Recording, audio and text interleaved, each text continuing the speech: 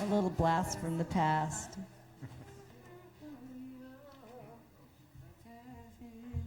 That was one of the records everybody had when I was in college. I was in grade school. Yeah, okay.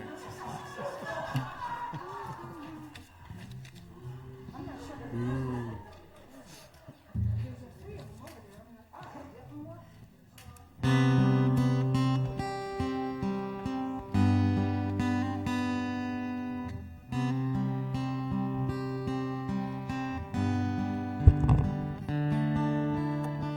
Good morning, everyone.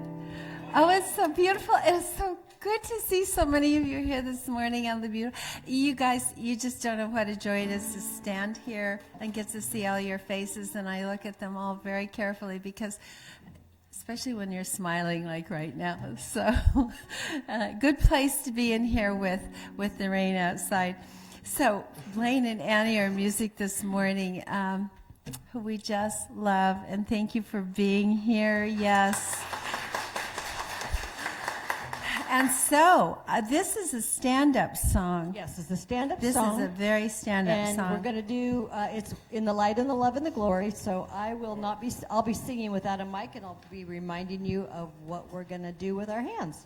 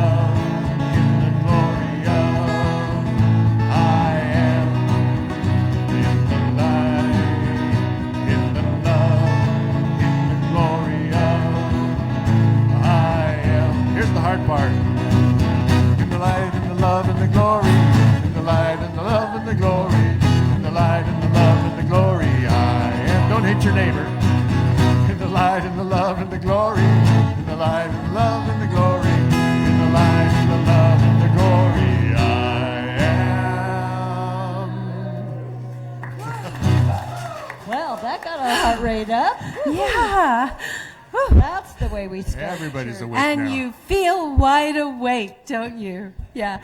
I have known Blaine and Annie for it's probably decades now. Yeah. And I am finally getting the motions to that song. So, oh, wow, okay. So just a few announcements. Keep it simple because I think they're on the back of the program, and I think we can all probably read, but I want to remind you one thing. Is anyone here for the first time today? And if so, there is a packet. You don't have to raise your hand if you don't want to, but there's a packet at the back in where you came in, or if you came in this door, the packet's back there. And there's also a book. And if you want to receive an weekly email, about what's going on here and reminders, just sign that and leave your email address, and we'll put you on the constant contact list, and you will get that. So, yeah, don't forget to do that. And important, there's a potluck after the service, and it is always very, very delicious. If you didn't bring anything, that's okay. I forgot what I was going to bring this morning, so anyway, just come anyway, because this is really a wonderful time to just get to connect. And the other thing I want to emphasize, because you can really read all that's on there, is that we have a class starting. And, you know, it's really great to come on Sunday. And honestly, I love church. I love it because I get to see wonderful people, and I love it because I just get to connect with people and pick up the energy that I can't pick up online. And so I love it. And it's inspirational for me to hear speakers. But it was in class, and when I discovered this teaching, I took every single class that was offered, because that is where we really grow, we really learn. And Cheryl is teaching this class, Self-Mastery. It begins, the information is in there, it begins on June 4th, this week, Tuesday. And the information about that is in the bulletin, but she's a great teacher, and classwork is where you really transform. So I invite you to sign up out there. And Cheryl is here, so you can talk to her at the potluck. So, all right. We are going to open with prayer now, with our practitioner, Cheryl. Yeah.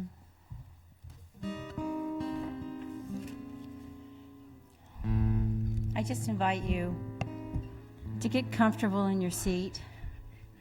Just sit back and get ready for this glorious ride we're fixing to go on. This ride which we cherish the words, where we listen with our open hearts and open minds, knowing that there is only one power, and that we are this power in human form, that we are now representing this great spiritual mind, this one mind that connects us all, that recognizes individuality, but still connected to that one spirit.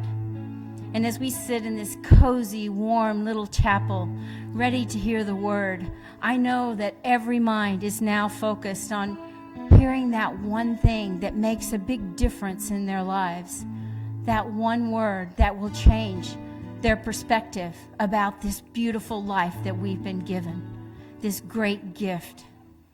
And so I know that this chapel, full of these wonderful, warm human spirits and warm spiritual beings, that we are all just one in this moment. And I am just so grateful for everyone present, knowing that divine urge brings us forth, brings us to this place, to that seeking of knowledge and goodness, and finding some sense in this world. And so I just release my word to the law, knowing that everything unfolds in divine right order, and that every word spoken today resonates, that every thought is mulled over, and that we just open our hearts and our minds and be receptive and let God just flow. So if this resonates with you, please join me in saying, "And so it is." I would like to share with you the affirmation of the day. Please join me. I am a unique expression of divine kindness and compassion.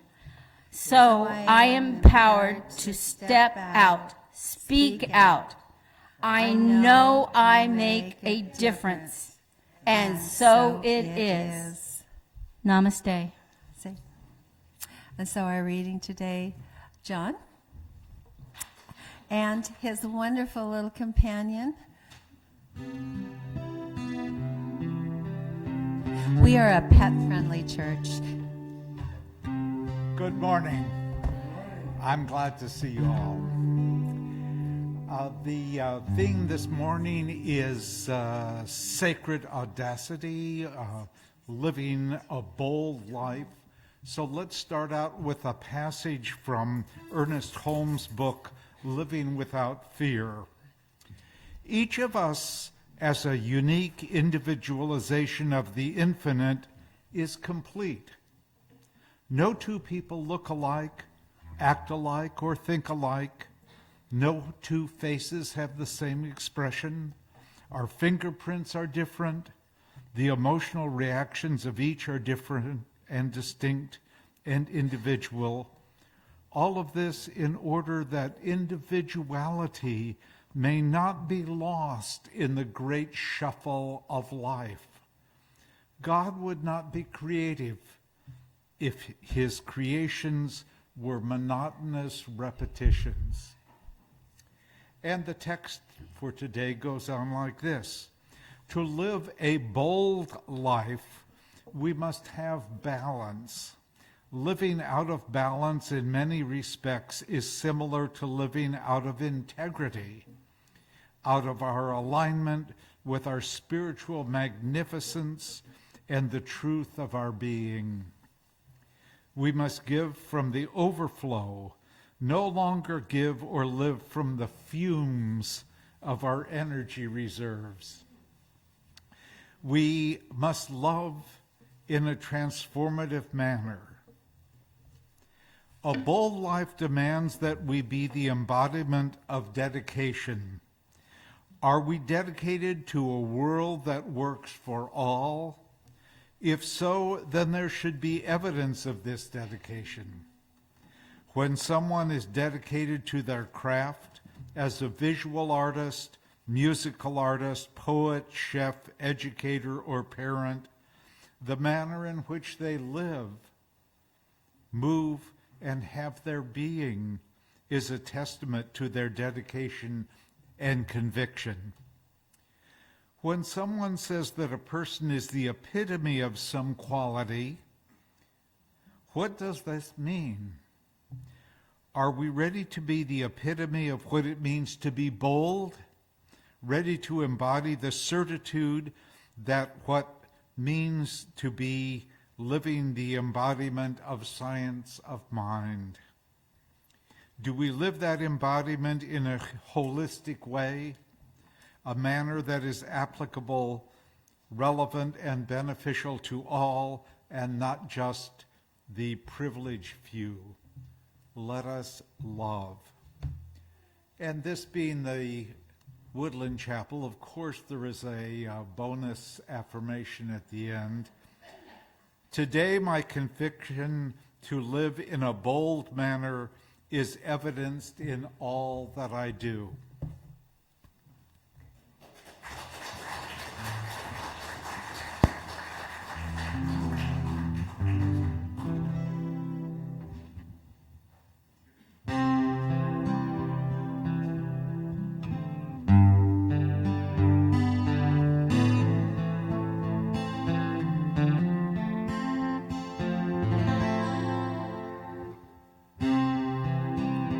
Why have you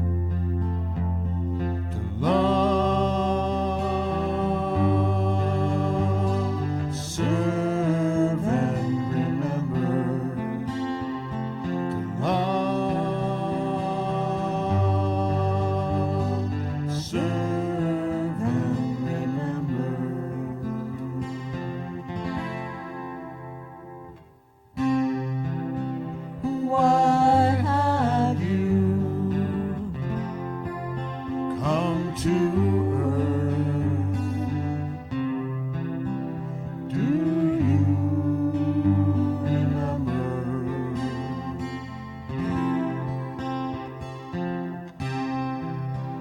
Why have you taken birth? Why have you come to love, serve, and remember? To love, serve, and remember. Join us if you would like. Why have you come to earth? Do you remember?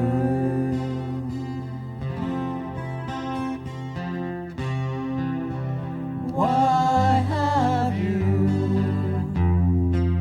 taken birth? Why have you come to love, serve, and remember? To love, serve, and remember. To love, serve, and remember. To love, serve, and remember.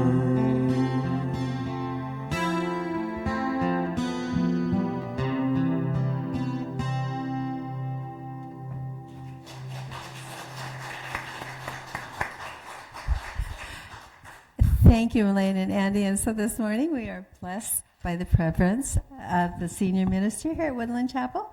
Who will, Wow, how audacious of you to say so. Well, I only speak the truth. I That's only right. speak the truth. So, welcome. Thank you. Welcome each one here. There's a central fire. There's a central fire in your hearts.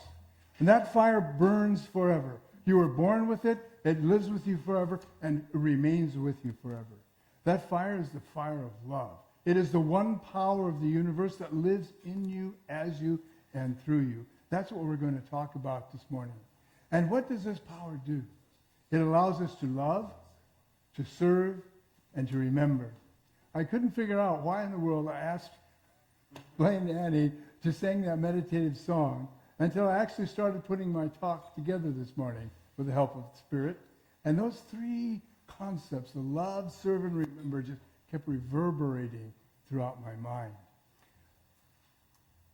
Our goal this morning is to allow that life, that fire, that interior light to sparkle in us, to shine, to become a source of great joy, and let us speak out our spiritual truths and live in this truth. It's an ambitious goal, but I'm sure we can each do it. A bit about our theme. The theme for the month of Science of Mind is Holy Boldness, and for today it is audacious, sacred audaciousness, sacred audaciousness. Now I looked up the word audacious and found a really good meaning. It simply means willing to take risks, bold risks. And sacred, I like this. I'm quoting from Lamont Anderson in the Science of Mind magazine for June 1st. This month's Science of Mind magazine. As a theology of liberation, Science of Mind defines holy as wholeness. If you're familiar with the Latin derivation of the word sacred, it means set aside. It means set aside for divine purposes, sacred text, sacred practice, sacred robes, all that. In New Thought, in Science of Mind, we say, no, sacred really means being whole. It means being complete. It means being perfect in the mind of God. And that's what we strive to be, is whole and perfect. Sacred audacity doesn't have to be wildly noted in the lives of famous people. We might speak of Mother Teresa. We might speak of Gandhi, or we might speak of other great leaders. Rather, for most of us, I think sacred audacity just kind of seeps out of our being and happens naturally. We're going to look at 3 examples of holy boldness or sacred audacity this morning. One is a very deeply personal one. The other is a call to boldness arriving from our actions, our work, or our volunteering. And the third, as it has appeared in someone's life that I doubt you really know, at least not personally. Let us go for the first example. This is our first example, love. As some of you know, many of you, my wife Vicki had surgery on the 13th. It was a radical hysterectomy. And we were visiting this last Wednesday with Dr. Erica, and she was the surgeon. And she seemed like she was kind of overjoyed. She said, I expected that Vicki would have cancer because of the conditions that she saw in the sonogram thing that they do. And I was so pleased. The complete toxicology report came back, and she's completely free of cancer. Yes. She delivered the good news to us and started talking, and I noticed that she mentioned something about her husband. I thought, oh, well. So I boldly asked, well, is your husband a doctor too? She said, oh, no, he's a salesman. Oh, okay. We started talking about family. She talked about how she is part of a large family. That family goes to Wisconsin most every year on the 4th of July and has a big party. Well, guess what? Our family goes to the beach every year and has a big party. We are blessed, as most of you know, with 6 children, 12 grandchildren, and almost 4 great-grandchildren. So when we get together, there is a party. We have fun. So the smiles, the warm feelings, they encompass Vicki, I know, and myself, and I know it did the doctor, because she said as much. Vicki mentioned that she had received a note from the hospital staff that served her while she was going through the operation. It says in bold print, "Thank you for choosing Salem Health for your surgery." Oh, okay. But here's what was fun. "It was my pleasure caring for you today," said Dan.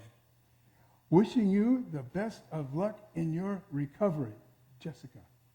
Vicki, I enjoyed helping you get ready for your surgery. Safe recovery, Kate, RN. And hope you are feeling better with each new day."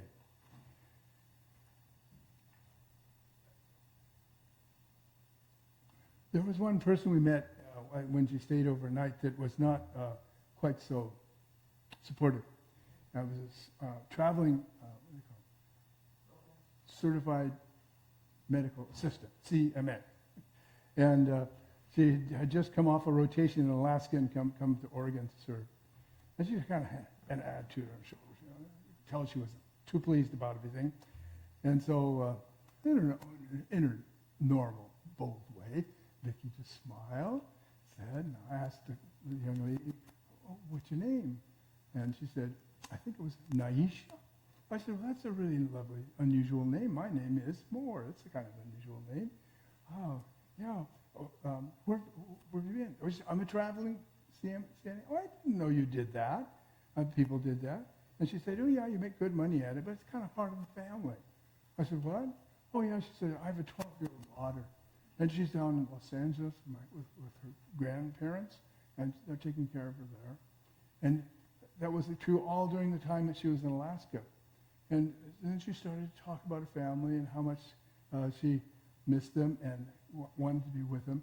And that feeling again, that buoyant feeling, that life sharing feeling of love started to come out from her too. She started to smile, and she really seemed to really pick up and go with being present with us. Both Vicki and I felt uplifted by the doctor's openness and desire to encourage us. Erica, the doctor's name, commented on the fact that we seem to be really active. We're traveling all the time, well, quite a bit, and make the most of our relationships with our grandchildren and great-grandchildren. And I found it remarkable that a surgeon, a professional surgeon of her caliber and heart would say this. Just after we exchanged hugs, yes, she actually did hug us, both, one and then the other. And then as she was leaving the room, she said, "Yes, don't be afraid to call me about anything medical at all. I'll do the best I can to help." Wait a minute. We have a general physician, we have specialists in this and that and the other thing. But she was going out of her way to let us know that her heart had been full of the love that was in our heart, and that just attracts each other. Love attracts love, and it's wonderful. When we were leaving the clinic, Vicki said, "You know, we're kind of a cute couple. People like us." I said, "Yes, but it's mostly due to your charm." Oh, I feel that the fire of divine love in our hearts sparked Erica's heart and those of the physician's assistant whom we spoke to, and nurses and assistants. And it just lets the love show up as joyful, happy selves. It's remarkable. And where does all of this come from? You know already. The one power. The higher self that lives within us as love. This month, as we were talking about holy boldness, I asked Vicki why I did something as bold about to ask the doctor about her husband. And I remarked, well, I think I heard her say me and my husband, so I figured it was fair game. To live with boldness, to live with audacity, is to live with gusto and verve. It leads you to be free to ask the questions that come to your mind. It leads you to be open and ready to receive the goodness from other people and share goodness with other people. And it's a wonderful way to get through any obstacles that may be in ourselves to expressing goodness. Our second example is serve. As a partner with Spirit, all things are truly possible, especially the seemingly impossible. It seems, I don't know about you, has anybody incurred things that are kind of difficult to do? They come up suddenly and you're not expecting them at all. Oh, there they are. I have. Things that require us to step up and boldly go where we have not gone before. I think I'm quoting from Star Trek. Or very close to it. They come up. One of my responsibilities as senior minister is to be sure our Sunday meetings occur. You know, we want to meet. We want to be a community.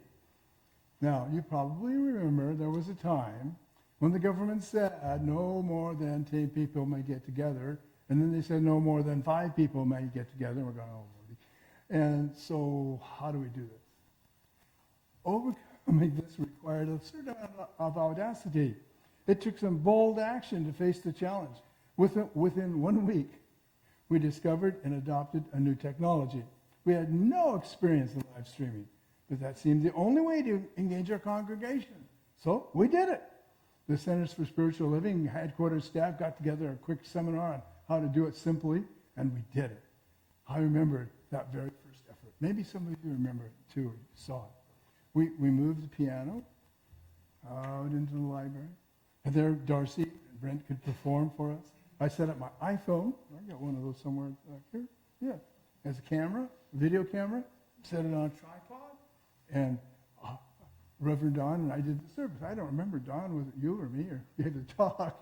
But it went well.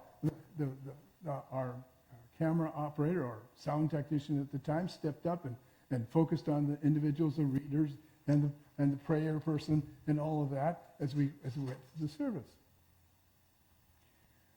The whole service went pretty well, and we launched into the world of live streaming. Now, live streaming has presented this congregation some problems that we have gradually overcome. We went to Zoom meetings and all that sort of thing in the between time. But it's just remarkable that an incident totally out of the blue requires some type of action. You got to do something about it, something maybe you never thought of doing before. But then it has a lasting effect. We still have live streaming till this day, and we're live streaming this morning, and we plan to continue to do that. There's a new adventure that we're being called to share, and I don't know how many of you have seen it yet, but this method is called texting. How many of you text regularly? Oh, almost all. Okay. Well, one of the abilities that has recently come to light through our constant contact is to be able to send texts to your phone. But it requires something. You have to tell us you want to receive the text. And so last night I sent out an invitation to all our members. Now, if you're not a member and you want to get this notice, let me know. We'll send it to everyone. But it's not exclusive at all. But it does require several steps to get through. Remember to get all the way to the text response. You have to, email comes in, you respond yes, check a box, put in phone number, name, so forth and so on, send that in. The machine says, oh, okay, and then you have to go to your texts to say yes. That's important to remember. So that's somewhat bold of us, I think, to want to give text, but I think they'll come in really handy. You remember, it wasn't too many Sundays ago, we received the very sad news that a dear friend of ours passed away, Brent Givre, and he did so on a Sunday, in fact, a Sunday that he and Darcy were planning to appear here. It would have been nice to be able to alert everyone that this had happened. We could use it for other special occasions, too. So take home a print of that document I flashed in front of you. It's on the library, or on the Community Matters table. I'm sure we all have things that catch us off guard or we're called to do either by way of our profession or volunteering or in our personal life. But there's something about audacious boldness, sacred boldness. Sacred means holy and complete, and boldness is willing to take action, or audacity is willing to take action. But there's a cautionary tale in here, too. When I looked up that dictionary definition of audacity, first I found a willingness to take bold tasks, bold risks. That fits pretty good. The second definition was rude or disrespectful behavior. Impudence. That's not something we want. I know that. Now, we are a community of faith and love. All are welcome here, always, no matter what.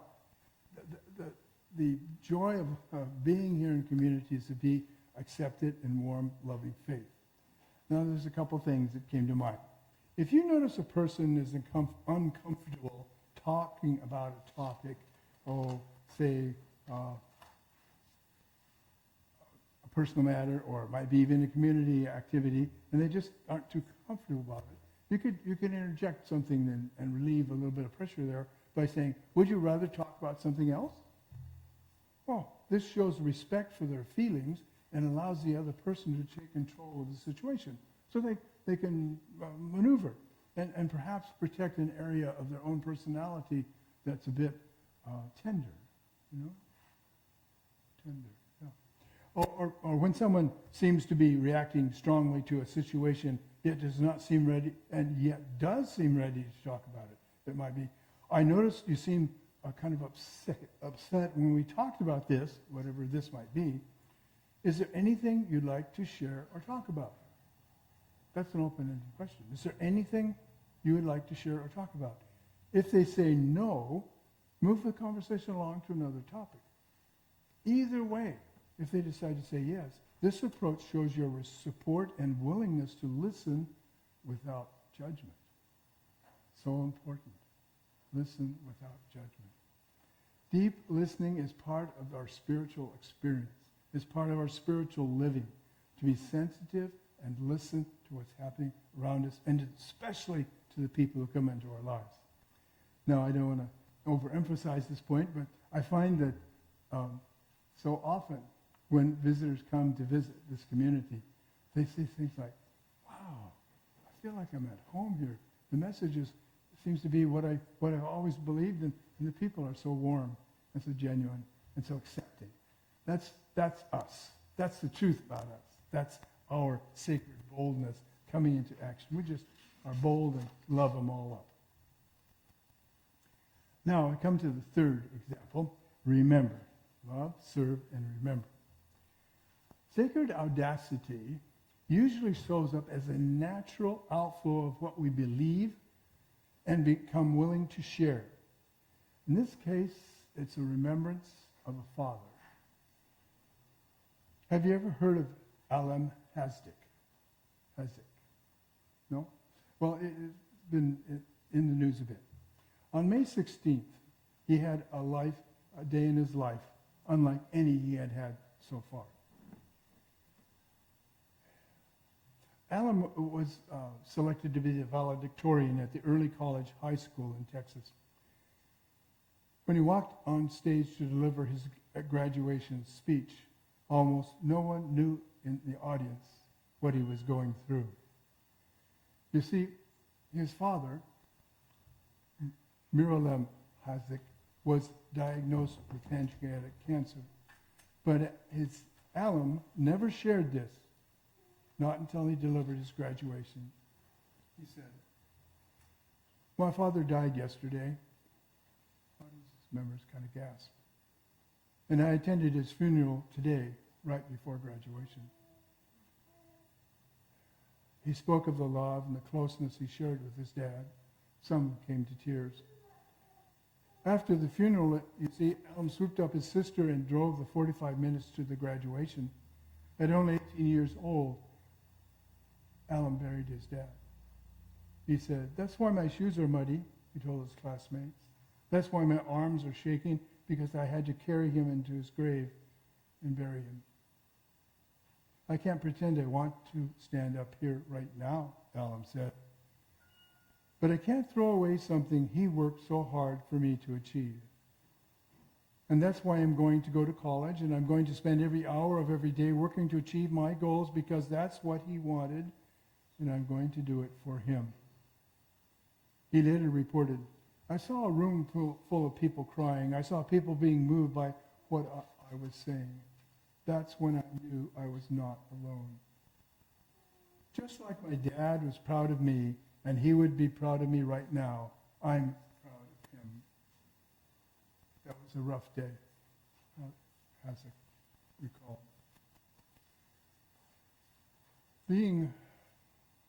Burying a loved one is a sacred activity. It marks an important changing point in life. Being able to talk about it was really bold, to share it with an audience. He shared it from the love that resides in his heart. Boldness can take many forms. You may want to know that Hadzik is graduating with a 4.0 GPA, earning both a high school diploma and an Associate of Science degree from Early College High School.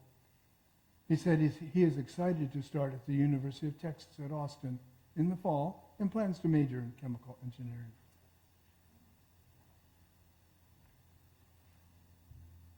You might ask,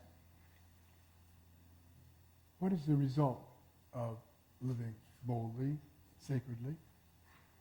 When we are bold and living our beliefs, good things happen that we may not expect. We live with gusto and we live with verve. We are truly ourselves, knowing and feeling that we belong right where we are. All voices are welcome at the chapel. Remember the close connection that we can develop with others when we share boldly what's in our hearts. Even our medical providers can be really warm and loving. The challenges that come with doing sacred duties or being called in a job or volunteer operation can bring out this boldness. communicating with our fellow congregants can be done in a skillful and loving manner to encourage this boldness to arise and be in us. Sacred audacity will allow us to express ourselves with a holy boldness. We'll be able to just let the fire in our hearts shine, a bright light and heartfelt warmth with whom everyone that we meet. So I urge you, be bold in your trust of the divine within you. It lives there. Touch it. Reach into it. Court the presence of the divine in your heart. Encourage yourself to be fully you. You are unlike any other individual in the whole universe. Be yourself. Yes. Of course, meditate, pray, journal. But remember to love, serve, and remember. Why have you come to earth? Why have you taken birth?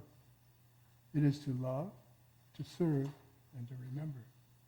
That which allows you to love and allows you to serve and allows you to remember in a skillful way, in a way that lets your heart express and lets other people see the love in themselves and in you, is because you have the one power in the universe that has created it all, that has manifested itself in all of its radiant glory through the power of creation itself. That one power is love, and it's most deep within you. Be bold, be compassionate, be happy. Spirit loves you, and I love you. That's our message for today. Namaste.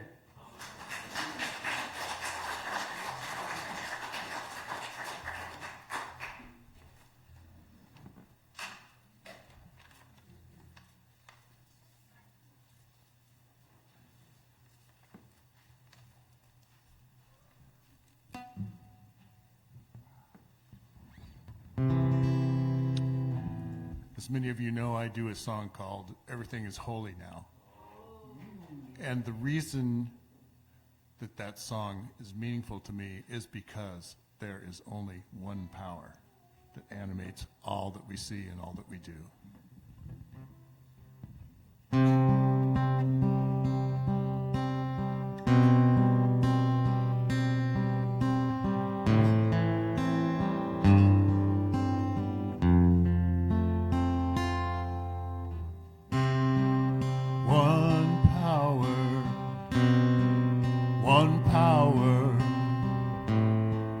One power,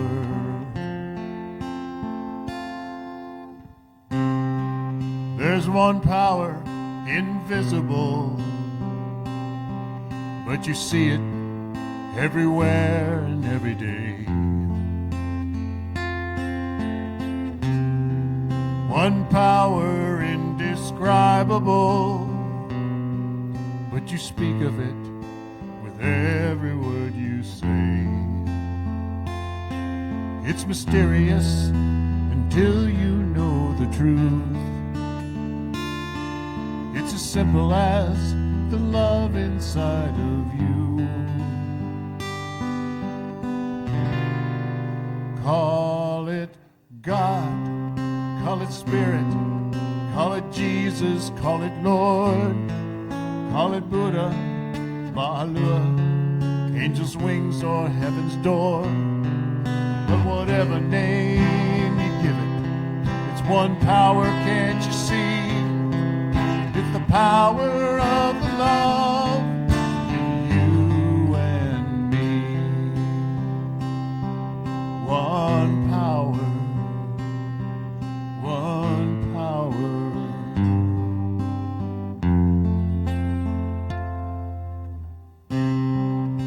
We speak so many languages, different colors, different language, different names.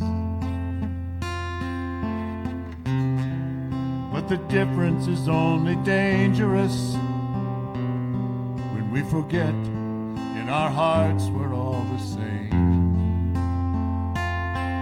We'll remember if we close our eyes to see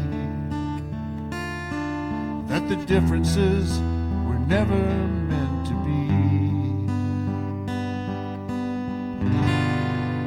Call it God, call it Spirit, Call it Jesus, call it Lord, call it Buddha, Ma'alua, Hashem, or heaven's door.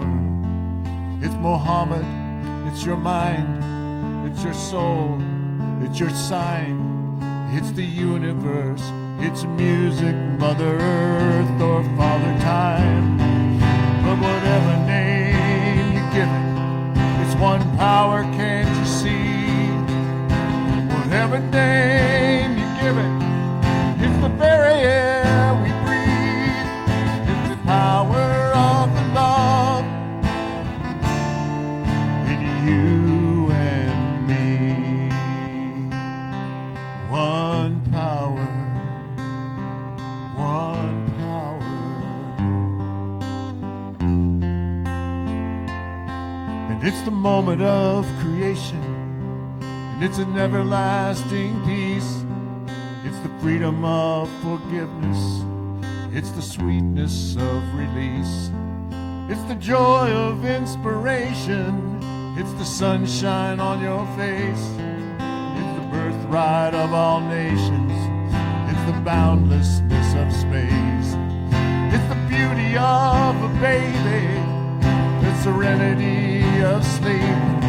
And it's the anger that you abandon for love that's most deep. One power, oh, one power. It's the power of the love in you and me.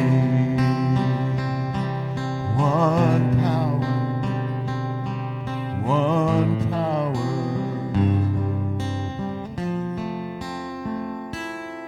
It's all one power.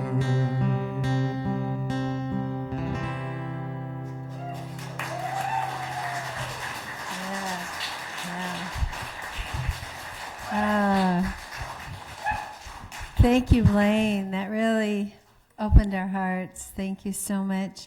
And now is the time in our service where we share with love from our resources. And there's something probably a lot of you don't know, or maybe you've forgotten, but the books are open for anybody and everyone to see where all the finances go here and what the bills are and all of that. Just check with Michelle or Reverend Moore or one of us, and we'll look them up. They're in a binder somewhere. But and you are welcome to explore that if you have any questions or anything. It's an open book. All right. So I just invite the ushers to come forward.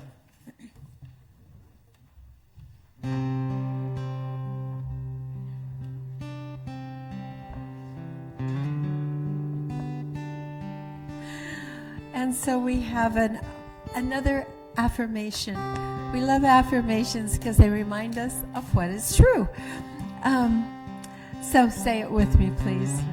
Divine love moving in and through me blesses and multiplies all that I am, all that I have, all that I give, and all that I receive. Thank you, God.